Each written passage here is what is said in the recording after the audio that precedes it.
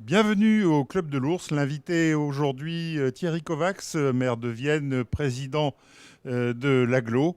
Monsieur Kovacs, la ville de Vienne, c'est 30 000 habitants, l'agglomération 70 000. Quels sont les atouts économiques de votre territoire? Oh, il y en a plein, bien évidemment. Il y a une situation géographique au cœur de toutes les grandes infrastructures routières, autoroutières et même, je dirais, ferroviaires. Un potentiel de développement économique sur le territoire et autour du territoire. Un fort aussi patrimoine qui nous fait venir des touristes. Donc nous misons à la fois sur le développement économique, le développement de nos entreprises, l'arrivée de nouvelles entreprises, le développement de l'habitat.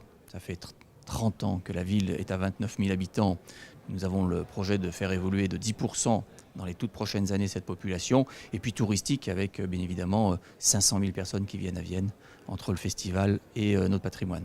Alors, vous vous êtes exprimé devant plus de 100 chefs d'entreprise qui étaient venus découvrir Vienne et vous avez parlé de grandes entreprises qui sont présentes à Vienne.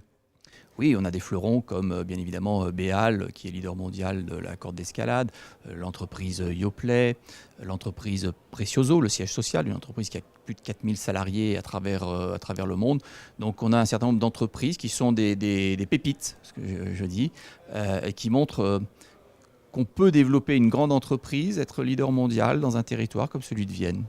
Voilà, et puis vous-même, vous avez parlé de cet atout touristique parce que le patrimoine de Vienne, c'est quand même considérable. C'est 2500 ans d'histoire, c'est 40 monuments classés, c'est plus que la ville d'Arles. Donc il faut le dire très fort pour attirer de plus en plus donc, de touristes sur notre territoire. Alors, patrimoine historique à travers les monuments et puis aussi, je dirais, des choses plus vivantes comme le festival Jazz à Vienne qui est très important. Célèbre festival, effectivement, vous avez raison d'en parler, qui a atteint cette année, qui a franchi ce plafond des 200 000 festivaliers, 208 000 très précisément, qui ont vécu donc au rythme du jazz pendant 15 jours, soit au Théâtre Antique, soit sur l'une des nombreuses scènes gratuites en centre-ville. Et puis, il faut peut-être également parler du développement du tourisme fluvial et puis aussi de la renaissance des vignobles sur le coteau viennois. Tout à fait. 40 000 aujourd'hui touristes viennent à Vienne avec le bateau sur ce quai que nous avons aménagé. L'idée, c'est de faire passer ce nombre à 80 000 dans les prochaines années avec de nouveaux investissements que nous allons réaliser. Et puis, oui, le vignoble, nous sommes en pleine démarche pour obtenir l'AOP sur cette rive gauche du Rhône où le sol apparaît aux yeux de ces travaux qui ont été faits aussi bons, aussi fertiles et d'aussi bonne qualité que ceux de la rive droite.